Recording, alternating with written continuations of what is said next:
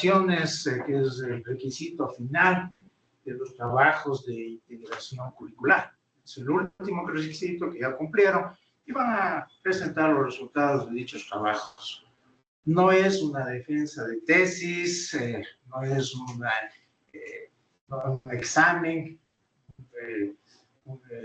inquisitorio ni nada de eso, simplemente es una presentación. Al final de la presentación, si tienen algún interés, alguna inquietud, podrán hacer consultas y obviamente luego estos trabajos van a estar a disposición de todo el público en el repositorio de la Escuela Politécnica Nacional.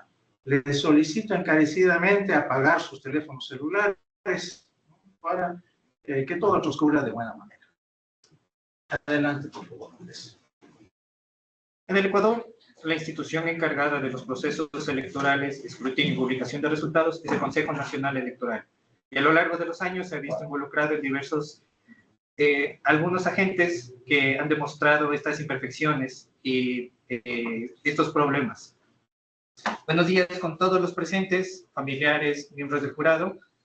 Mi nombre es Andrés Armendariz y como parte del proyecto Diseño de prototipo del sistema de auditoría y control electoral para los procesos de escrutinio y publicación de resultados basados en DTL, voy a presentar todo el trabajo que realicé en el diseño e implementación del prototipo de sistema de archivos descentralizados. El objetivo general es demostrar la posibilidad de mejorar la integridad y disponibilidad de los documentos y resultados electorales mediante el uso de archivos descentralizados.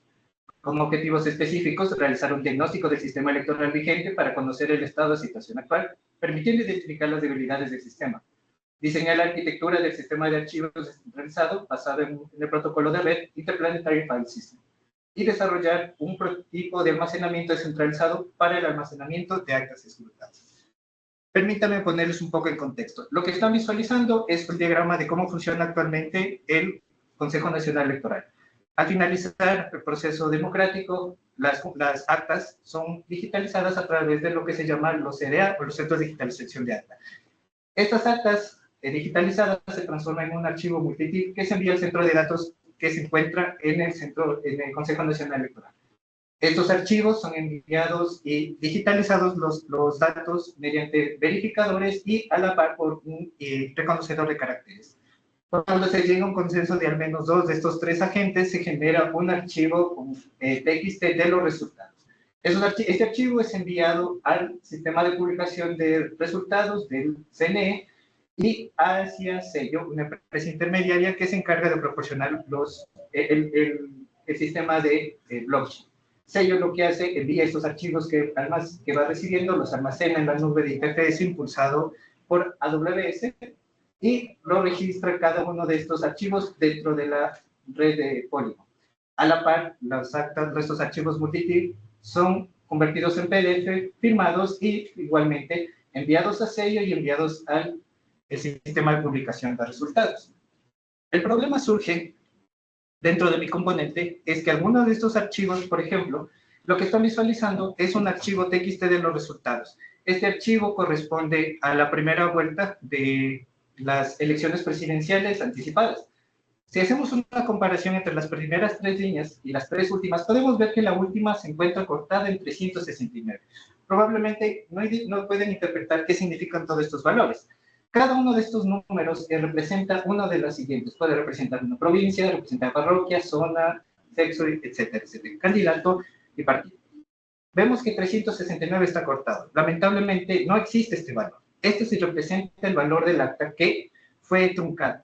El truncamiento de datos implica que fue abruptamente interrumpido en alguna cierta sección con algún propósito.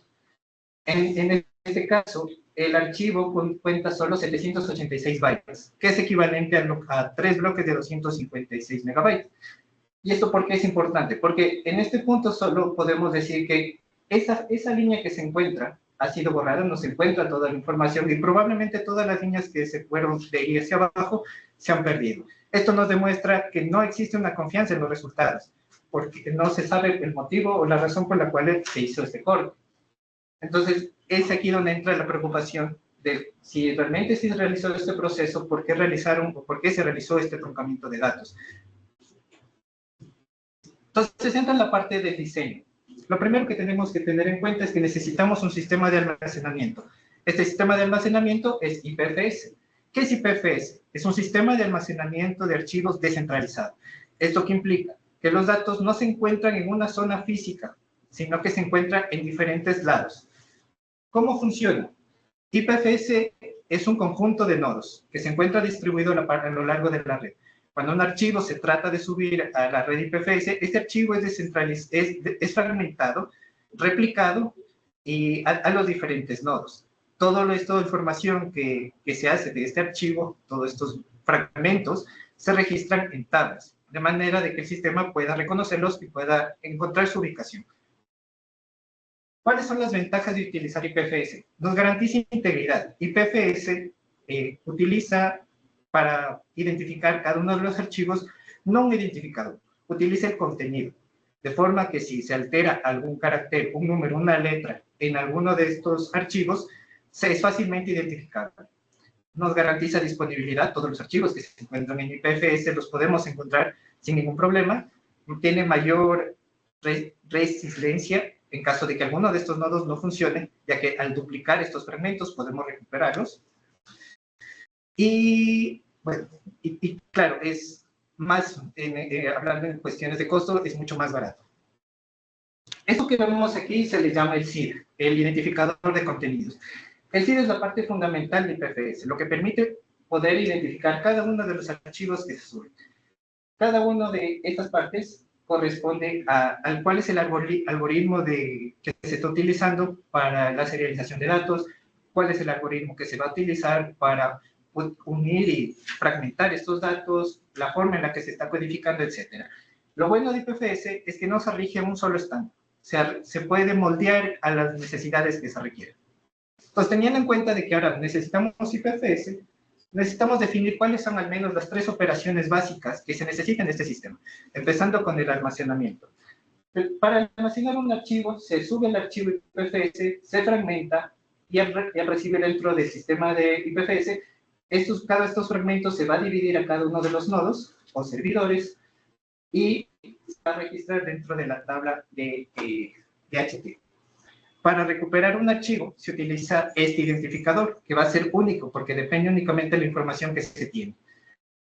Para recuperar el archivo se envía este identificador único al gateway de IPFS y esto a la vez consulta en su tabla de HT para recuperar dónde está la ubicación de cada uno de esos fragmentos de archivo y poder construir el archivo final. Y finalmente tenemos la operación de lista. Esta operación, aunque tal vez suene un poco irrelevante, es importante porque sucede casos en los que algún acta por alguna situación tuvo que ser rechazada y necesitamos una nueva versión de esa acta que tenga este acorde. Entonces necesitamos una forma de verificar que esa acta, verificar las diferentes versiones de esa misma acta. Entonces con esa operación lo podemos ver. Para mostrar el prototipo, el prototipo se realizó en Golang y se desarrolló en una línea de comando, ya que es como un prototipo, no tiene mayor. Lo que ven aquí es como un repositorio, asumiendo que estos son las actas que se tienen. Lo primero que hacemos es levantar el nodo, para eso utilizamos IPFS-demo, que lo que va a levantar es levantar el nodo y nos genera un enlace HTTP. Aquí podemos ver que esta es la consola, el GUI de IPFS. No tenemos ningún archivo, entonces lo que vamos a utilizar es, utilizando la línea de comandos, vamos a subir uno de estos archivos. Por ejemplo, vamos a subir el archivo 1.100.556. Entonces, ingresamos el comando respectivo, donde le pasamos la ruta donde se encuentra este archivo, y la consola nos dice que el archivo ha sido almacenado y que nos da un CID. Ahí podemos ir navegando y podemos encontrar el CID final. Vamos a subir otro archivo, por ejemplo, el 1.100.623M.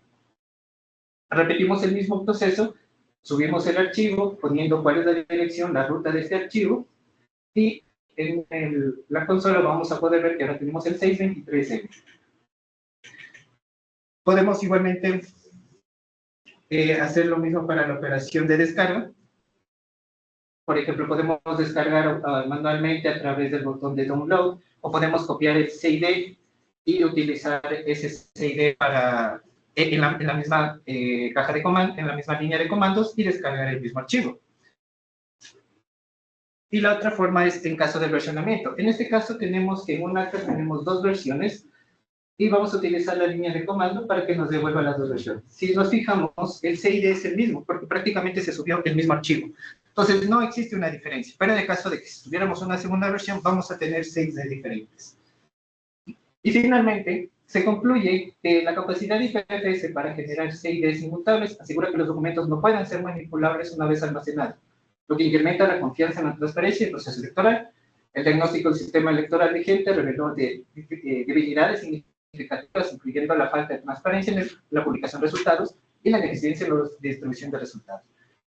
El diseño de la arquitectura del sistema de archivos descentralizados se completó con éxito, creando una estructura personalizable de las necesidades funcionales y legales del CNE, y el prototipo permitió la generación de CID únicos para cada documento, asegurando su inmutabilidad y verificación. Muchas gracias, y si tienen preguntas o inquietudes, adelante.